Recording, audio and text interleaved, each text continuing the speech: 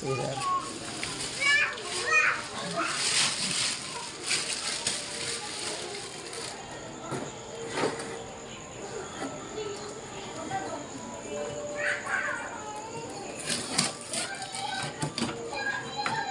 Yan yung grill, electric grill.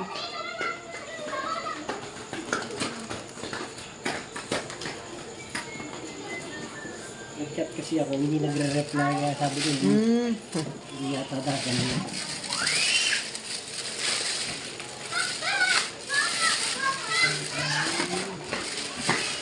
Baka may ano kasi, baka may ginagawa yung asawa ko. Yun po kasi ang kausap nyo eh.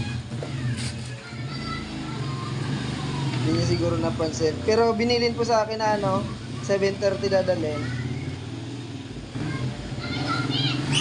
Andito yata sir yung ano niyan sir. Yung tawag doon. Ah, yun po. Ayan nga.